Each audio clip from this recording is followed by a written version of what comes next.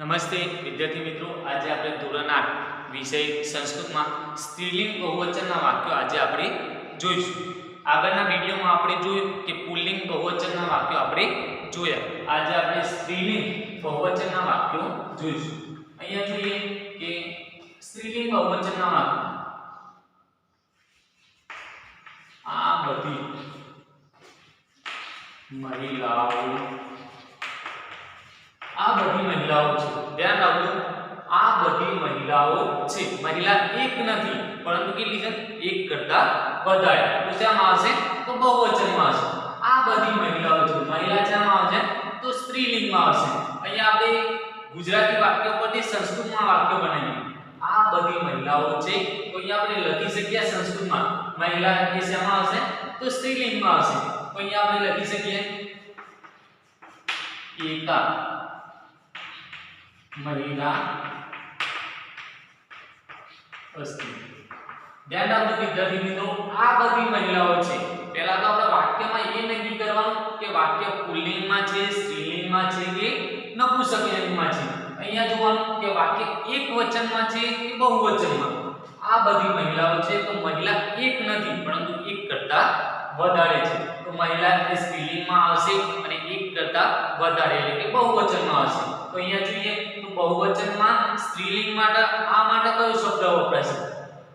તો આ માટે એકા મહિલા અસ્તિ એટલે કે છે. આ બધી મહિલાઓ છે. તો અહીંયા આપણે લખી શકીએ એકા મહિલા અસ્તિ. એ જ રીતે બીજા નંબરનું વાક્ય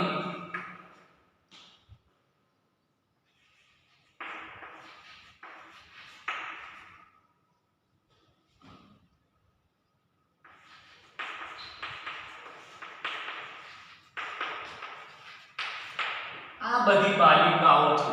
ધ્યાન રાખજો, આ બધી બાલિકાઓ છે. તો આપણે સંસ્કૃતમાં લખી શકીએ મહિલા શેમાં? તો મહિલા સ્ત્રીલિંગમાં, બાલિકાઓ એટલે કે નાની છોકરીઓ શેમાં? બાલિકા એ પણ સ્ત્રીલિંગમાં આવશે. તો અહીં આપણે લખી શકીશું એકા બાલિકાનો સંસ્કૃત શું થશે? બાલિકા. અહીંયા લખી શકીશું અસ્તિ. ધ્યાન રાખજો, આ બધી બાલિકાઓ છે. તો અહીંયા આપણે લખીશું એકા બાલિકા અસ્તિ. કારણ કે બાલિકાઓ શેમાં? તો બહુવચનમાં, સ્ત્રીલિંગમાં. તો સ્ત્રીલિંગની આગળ બહુવચનની આગળ શું વપરાય છે સંસ્કૃતમાં? એકા બાલિકા અસ્તિ. એ જ રીતે ત્રીજા નંબરનું વાક્ય જોઈએ આપણે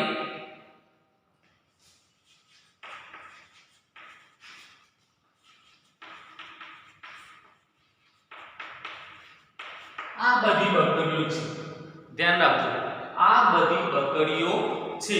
બકરીઓ શેમાં આવશે? તો બકરી શેમાં આવશે? તો સ્ત્રીલિંગમાં આવશે. અહીંયા આપણે લખી શકશું આ બધી બકરીઓ છે. તો અહીંયા સંસ્કૃતમાં લખી શકાય એકા. બકરીના સંસ્કૃતમાં શું કહેવાય? તો અજા. અજા અસ્તિ. ધ્યાન રાખો, આ બધી બકરીઓ છે. બકરીઓ કેટલી? એક કરતા વધારે. તો આપણે કહી શકીએ કે આ બધી બકરીઓ છે. તો અહીંયા લખી શકીએ એકા અજા અસ્તિ એટલે કે આ બધી બકરીઓ છે. અહીંયા ચોથા નંબરના વાક્યમાં લખી શકીએ આપણે આ બધી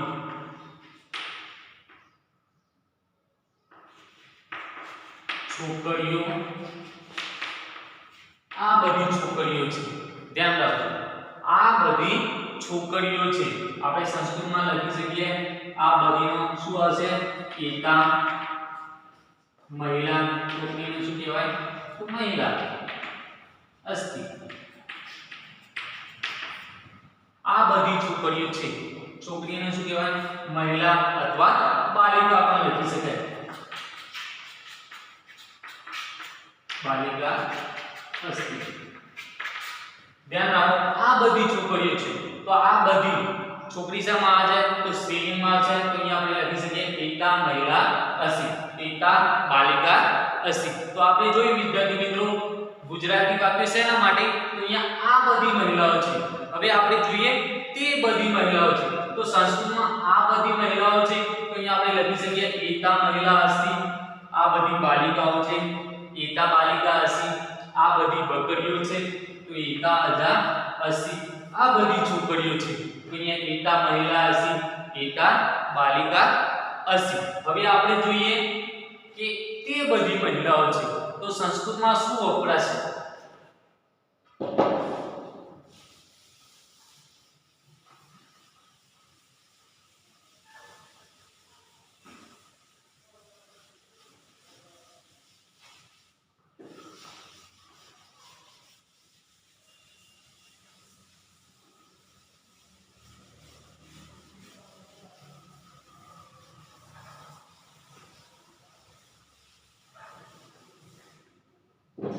અહીંયા આપણે જોઈએ આ બધી મહિલાઓ છે.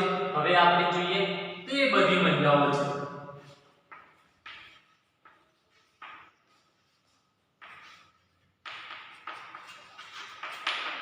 તે બધી મહિલાઓ છે. ધ્યાન રાખો આ બધી મહિલાઓ છે એનો આપણે સંસ્કૃત જોઈ ચૂક્યા. હવે જોઈએ તે બધી મહિલાઓ છે. તો શું આ માટે શું વપરાય? એકા. તો તે માટે શું વપરાશે? તા. તા મહિલા અસ્તિ. ધ્યાન રાખજો તે બધી મહિલાઓ છે. આ બધી મહિલા નથી પરંતુ તે આપણી નજીક નથી પરંતુ દૂર ઊભી માટે આપણે કહી શકીએ કે તે બધી મહિલાઓ છે. આપણી નજીક હોય તો આપણે કહી શકીએ આ બધી મહિલાઓ છે પરંતુ જો દૂર હોય તો આપણે કહી શકીએ કે તે બધી મહિલાઓ છે. તો અહીંયા લખી શકાય તા મહિલા અસ્તિ. એ જ રીતે તે બધી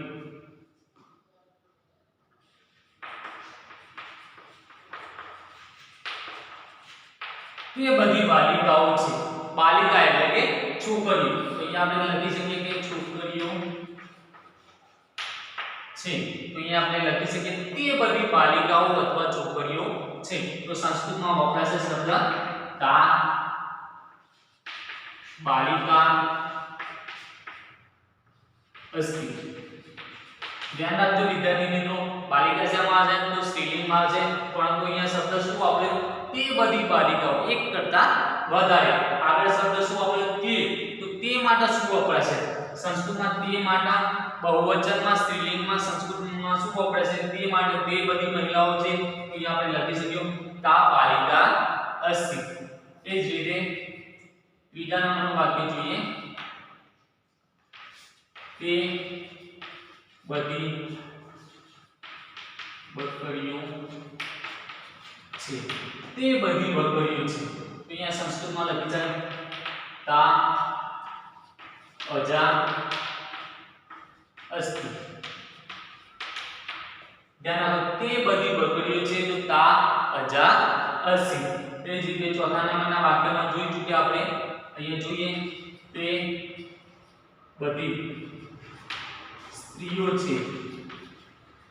તે બધી સ્ત્રીઓ છે. ધ્યાન રાખો તે બધી સ્ત્રીઓ એક કરતા વધારે સ્ત્રીઓ છે. તો અહીંયા આપણે જોઈ લખી શકીએ તા સ્ત્રીઓને શું કહેવાય? મહિલા અસ્તિ. તા મહિલા અસ્તિ. અહીંયા જો તે બધી મહિલાઓ છે. તે બધી મહિલાઓ છે. તો તે માટે શું વપરાશે? તા મહિલા અસ્તિ. તે બધી બાલિકાઓ છે. તો તા બાલિકા અસ્તિ.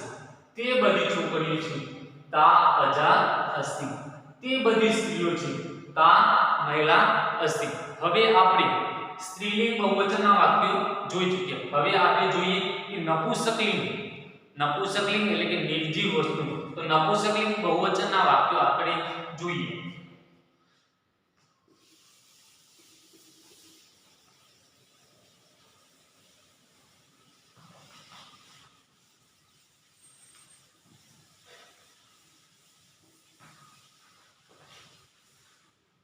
અહીંયા આપણે જોઈએ નપુંસકલિંગ.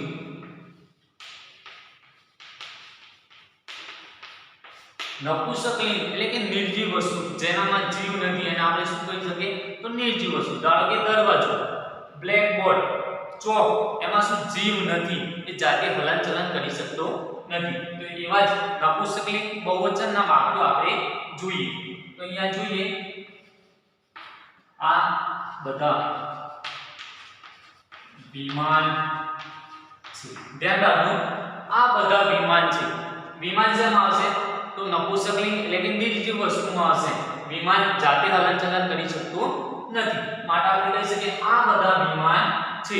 તો સંસ્કૃતમાં લખી શકાય એતાની. શું લખાય છે સંસ્કૃતમાં? એતાની વિમાનમ અસ્તિ. ધ્યાન રાખજો આ બધા વિમાન છે. આ બધા વિમાન છે. વિમાન એક નથી પરંતુ ઘણા બધા છે. તો આપણે અહીંયા લખી શકીએ સંસ્કૃતમાં નપુંસકલિંગમાં ધ્યાન રાખજો. અહીંયા નપુંસકલિંગ બહુવચનમાં આ બધા વિમાન છે. તો અહીંયા આપણે લખી શકીએ એતાની વિમાનમ અસ્તિ. એ જ રીતે બીજા નંબરનું વાક્ય જોઈએ. આ બધા અથવા આ બધા દરવાજા છે. આ બધા દરવાજા છે. ધ્યાન રાખો આ બધા દરવાજા છે. તો અહીંયા લખી શકીએ એતાની. એતાની દરવાજા શું કહેવાય? દ્વારમ અસ્તિ. એતાની દ્વારમ અસ્તિ. આ બધા દરવાજો એક નથી પરંતુ ઘણા બધા છે. અને દરવાજો શેમાં આવશે? તો નપુંસકલિંગમાં જેનામાં જીવ નથી એને આપણે શું કહીએ? તો નપુંસકલિંગ. આ બધા દરવાજા છે. તો અહીંયા આ માટે શું વપરાય છે નપુંસકલિંગ બહુવચનમાં? એતાની દ્વારમ અસ્તિ. એ જ રીતે બીજા નંબરના વાક્યમાં જોઈએ આપણે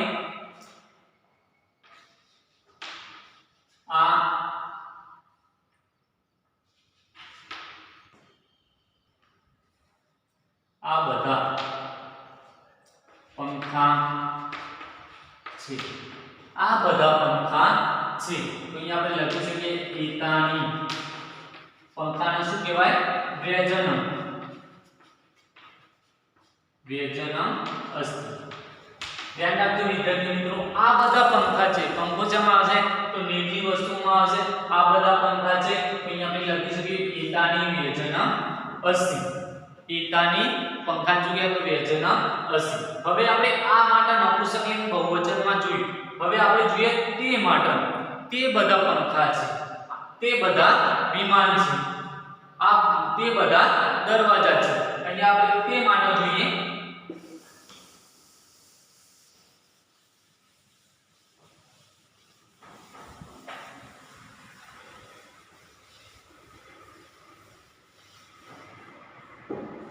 અહીંયા આપણે જોઈએ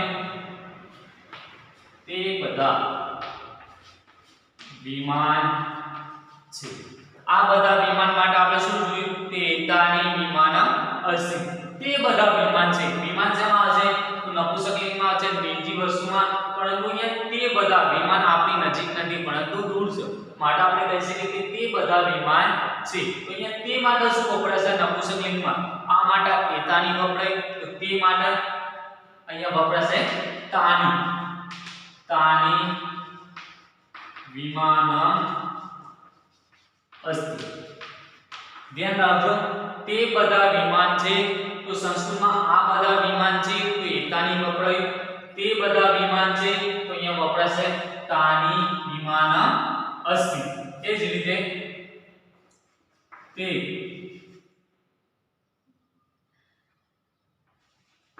તે બધા પંખા છે. ધ્યાન રાખજો તે બધા પંખા છે. તો અહીંયા લખી શકશું તાની વ્યજનમ. વ્યજનમ અસ્તિ. તાની વ્યજનમ અસ્તિ. તે બધા પંખા છે. તો અહીંયા તે માટે શું વપરાય છે? તાની વ્યજનમ અસ્તિ. અહીંયા આપણે લખી શકીએ તો ત્રીજા નંબરના વાક્યમાં તે બધી બસો છે. તે બધી બસો છે. બસ જેમાં આપણે શું કે મુસાફરી કરી શકીએ. તો તે બધી બસો છે. તો અહીંયા આપણે લખી શકીએ તાની. બસને શું કહેવાય? લોકયાનમ. લોકયાનમ અસ્તિ. ધ્યાન રાખજો તે બધી બસો છે. બસને સંસ્કૃતમાં શું કહેવાય? લોકયાનમ. તો અહીંયા તે માટે શું વપરાશે? તાની લોકયાનમ અસ્તિ. એ જ રીતે ચોથા નંબરના વાક્યમાં જોઈએ આપણે તો તે બધી બારી છે અથવા બારીઓ છે. તો અહીંયા આપણે લખી શકીએ તે બધી બારીઓ છે. આપણે જે ઘરના અંદર શું લગાવીએ? તો બારી લગાવીએ. તે બારીની બધી બાળીઓ છે તો અહીંયા તાણી બાળીને શું કહેવાય સંસ્કૃતમાં વાતાયનમ અસ્તિ તે બધી બાળીઓ છે તો તાની વાતાયનમ અસ્તિ તો અહીંયા આપણે જોયું કે તે બધા વિમાન છે તાની વિમાનમ અસ્તિ તે બધા પંખા છે તાની વ્યજનમ અસ્તિ તે બધી બસો છે તો તાની લોપિયાનમ અસ્તિ તે બધી બાળીઓ છે તો તાની વાતાયનમ અસ્તિ અહીંયા આપણે આ બધી શું કહેવાય નપુંસકલિંગમાં બહુવચનમાં જોયું તો આ બધા વિમાન છે તો એતાની વિમાનમ અસ્તિ તે બધા વિમાન છે તો તાની વિમાનમ અસ્તિ અહીંયા આપણે નપુંસકલિંગ બહુવચનના વાક્યો જોયા